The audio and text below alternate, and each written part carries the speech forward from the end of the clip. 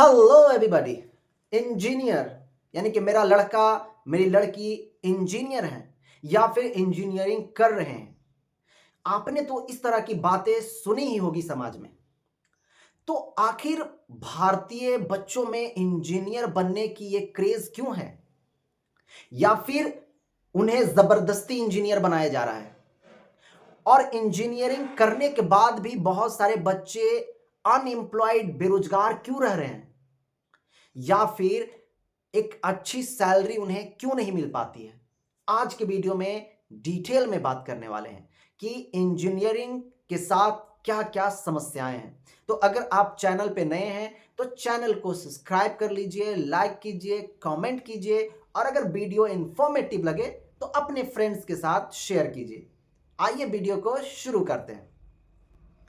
तो इंजीनियरिंग बहुत ही prestigious job हमारे देश में माना जाता है और बहुत ही फख्र से लोग कहते हैं कि मैं इंजीनियर हूं और मेरा बेटा बेटी जो है कि इंजीनियर है। तो एक तरह का समाज में जो है कि एक प्रेशर है, समाज में इसका एक भौकाल है कि भाई हम इंजीनियर हैं। तो आखिर बच्चे इंजीनियरिंग को ऑप्ट क्यों कर रहे हैं? इतना क्यों हर कोई चाह रहा है कि इंजीनियर बने? लोग अपने बच्चों को इंजीनियरिंग क्यों करा रहे हैं, या बच्चे इंजीनियरिंग में क्यों ज्यादातर जा रहे हैं? तो देखिए, पहला कारण जो है वो है समाज का प्रेशर। यानी कि समाज में इंजीनियरिंग को एक प्रेस्टिजियस कैरियर जॉब माना जाता है और एक लुक्रेटिव जॉब्स भी है, कैरियर भी है। यानी कि एक सिक्योर जॉब है, समाज में इसका एक रुतबा है। लोग बड़े फख्र से कहते हैं कि मेरा लड़का मेरी लड़की या हम इंजीनियर हैं। तो समाज में एक इसका रुतबा होने की वजह से बहुत सारे बच्चे इंजीनियरिंग कर रहे हैं। पेरेंट्स का जो एक्सपेक्टेशंस है, माता पिता चाहते हैं कि हमारा बच्चा इंजीनियर बने ताकि जो है कि समाज में उनका एक रुतबा हो, उनका एक स्टेटस हो और वो फख्र से कह सकें कि भाई मेरा लड़का मेरी लड़की इंजीनियर है।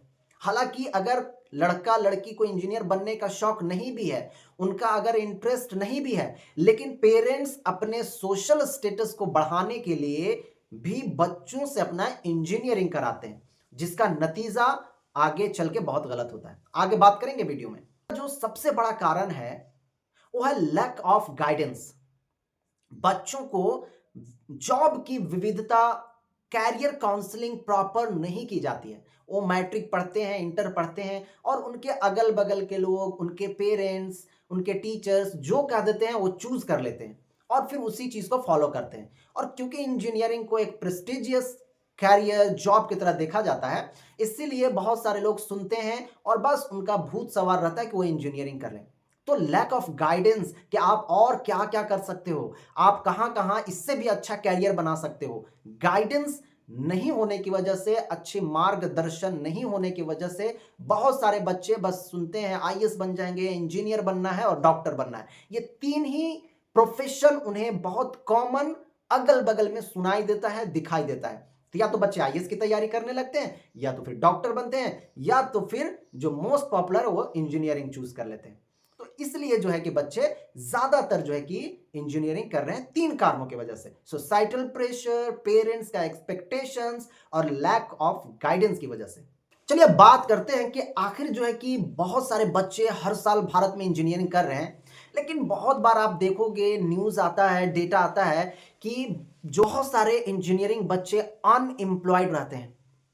यानी कि all India council for technical education के डेटा को माने तो 20 से 30% जो इंजीनियरिंग ग्रेजुएट्स हैं वो अनएम्प्लॉयड हैं, बेरोजगार हैं। यानी कि बेरोजगारी की बहुत समस्या है इंजीनियर लोगों को। यानी कि बहुत सारे इंजीनियरिंग का कोर्स कर रहे हैं लेकिन बेरोजगार रह रहे हैं।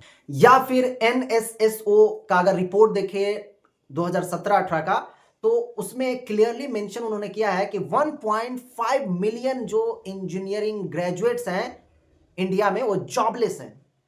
तो इस तरह से इंजीनियरिंग इतना प्रेस्टिजियस जॉब, इतना प्रेस्टिजियस कोर्स करने के बावजूद भी उन्हें जॉब क्यों नहीं मिल रही है? आखिर उनमें बेरोजगारी की समस्या क्यों है? अच्छा कोर्स कर रहे हैं फिर भी उन्हें जॉब क्यों नहीं मिल रहा? आइए वीडियो में बात करते हैं। तो देखिए, पहला जो कारण है वो ये है कि जहां पे इनका एडमिशन होता है उस बहुत सारे कॉलेजेस में सारी फैकल्टी होती ही नहीं है। अगर फैकल्टी होती भी हैं तो प्रॉपर क्लासेस नहीं चलाए जाते हैं, यानी कि एजुकेशन सिस्टम में ही कहीं ना कहीं झोल है, या फिर जो चीजें उन्हें आज पढ़ाई जा रही है इंडस्ट्री में उसकी अब जरूरत नहीं है, यानी कि रिलेवेंट चीज नहीं पढ़ाई जाती है। या फिर बहुत बड़ी समस्या है इंडियन इंजीनियरिंग कोर्सेज की कि थ्योरेटिकल यानी कि थ्योरी पे ज्यादा फोकस देते हैं, प्रैक्टिकलिटी नहीं कराते हैं, प्रैक्टिकल नहीं कराते हैं। और जाहिर सी बात है अगर आप इंजीनियरिंग करोगे, कंपनी में जाओगे तो वो आपकी प्रैक्टिकलिटी को देखेगा कि आप काम को कर पा रहे हो कि नहीं, आपके अंदर वो नॉलेज है कि नहीं प्रैक्टिकली, ना कि सिर्फ आप ऐसा नहीं कि थ्योरी में बता दिए, इंटरव्यू में बता दिए, सब रट करके गए हैं तो आपको जॉब दे देगी कंपनी। तो हो क्या रहा है कि स्किल का मिसमैच हो रहा है, बहुत बड़ी समस्या है। जो स्किल्स इंजीनियरिंग कॉलेजेस में पढ़ाई जा रही है, इंजीनियरिंग को दिया जा रहा है, वो स्किल्स इंडस्ट्री में नहीं है रिलेवेंट अब, या जो इंडस्ट्री को जिस तरह के स्किल्स चाहिए उस तरह के स्किल्स को इंजीनियरिंग कॉलेजेस में नहीं पढ़ाया जा रहा है, जिसका बहुत बड़ा कारण है कि इंजीनियर कर बनने के बाद भी बच्चे अनएम्प्लॉयड रह रहे हैं, कोई भी कंपनीज उन्हें हायर नहीं कर रही। दूसरी जो सबसे बड़ी समस्या है वो पुअर एजुकेशन सिस्टम। जैसे कि मैंने बताया कि या तो फिर क्लासेस प्रॉपर नहीं चलते हैं, क्लासेस चलते हैं तो प्रॉपर फैकल्टी वहां पे नहीं है, फैकल्टी है तो लैब नहीं है, लेबोरेटरी नहीं है जहां पे बच्चों को प्रैक्टिकली कराया जाए।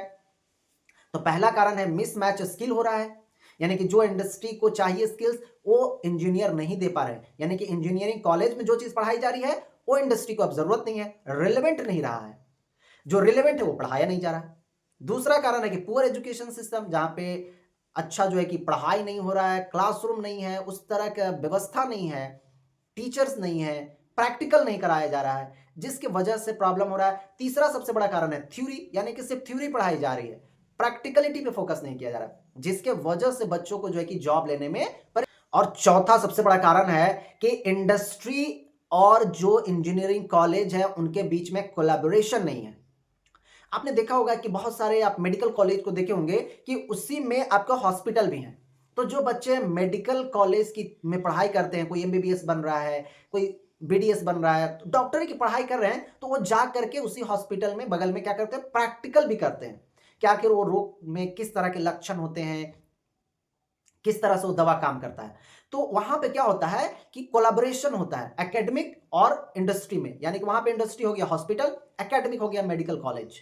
लेकिन इस तरह से इंजीनियरिंग कॉलेजेस का बहुत अच्छा कोलैबोरेशन नहीं है इंडस्ट्री के साथ, यानी कि सिर्फ इंजीनियरिंग कॉलेज में पढ़ाया जा रहा है, थ्योरी कराया जा रहा है, लेकिन प्रैक्टिकली करने के लिए इंडस्ट्री में नहीं भेजा जा रहा है, या इंडस्ट्री से उनका कोलैबोरेशन नहीं है, जिसके वजह से भी प्रॉब्लम हो रहा है। यानी कि बच्चे इंजीनियरिंग तो कर रहे हैं लेकिन उन्हें प्रॉपर अच्छे से जॉब नहीं मिल पा रही है, उनके अंदर वो स्किल्स नहीं आ पा रहे हैं जो इंडस्ट्री को जरूरत है। तो आखिर इसका सोल्यूशन क्या है? तो देखिए इसका सोल्यूशन ये है कि भाई जो स्किल्स मिसमैच हो रहे हैं उसको ठीक किया जाए, यानी कि इंडस्ट्री से इंजीनियरिंग कॉलेज कोलैबोरेट करें और जो पढ़ाया जा रहा है और क्या अभी काम चल रहा है इंडस्ट्री में उन दोनों को रिलेवेंट बनाया जाए, जिससे क्या हो कि बच्चे पढ़ के निकले तो उन्हें आसानी से इंडस्ट्री में जॉब मिल सके। फिर प्रॉब्लम था कि थ्योरी बहुत ज्यादा कराया जाता है, तो क्या किया जाए, प्रैक्टिकल पे भी फोकस किया जाए, यानी कि जो पढ़ाई जा रही है उसे करके दिखाया जाए, बच्चों को करने का मौका दिया जाए, उन्हें इंडस्ट्री में ले जाया जाए या फिर लैबोरेटरी का सेटअप किया जाए जहां पे बच्चे जो है कि खुद से करके देख सकें।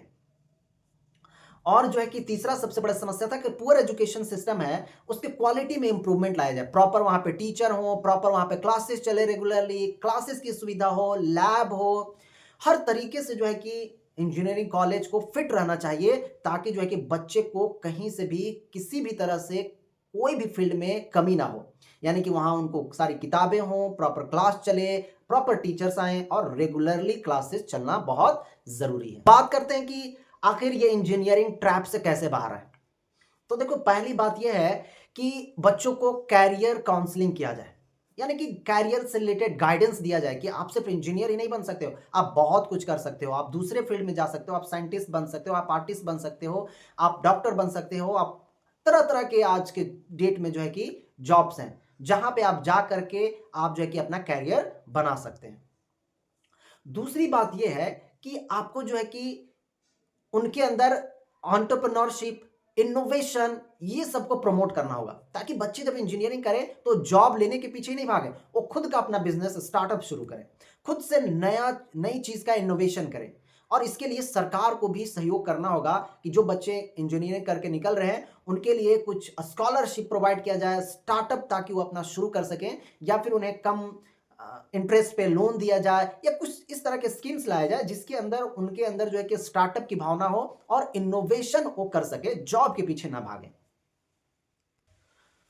और तीसरा उस उनके अंदर क्या करना होगा कि स्किल का डेवलपमेंट। आप देखिए, कोई भी स्किल सीखिए, अगर आप स्किल आपके अंदर नहीं रहेगा तो आपको रियली में जॉब नहीं मिलेगी। तो स्किल्स का जो है कि उनके अंदर डेवलपमेंट हो, तो इस तरह से हम इंजीनियरिंग ट्रैप से बाहर निकल सकते हैं। यानी कि कैरियर काउंसलिंग किया जाए, कैरियर के लिए डाइवर्सिफिकेशन किया जाए, ऐसा ना कि सारे बच्चे इंजीनियरिंग में ही जाए। स्किल का उनके अंदर डेवलपमेंट किया जाए और इनोवेशन उनके अंदर आए, स्टार्टअप बने, एंटरप्रेन्योरशिप का स्पिरिट उनके अंदर आए। जब इस तरह की बातें उनके अंदर आएगी तो वो जरूर से जरूर इंजीनियरिंग ट्रैप से बाहर निकल पाएंगे।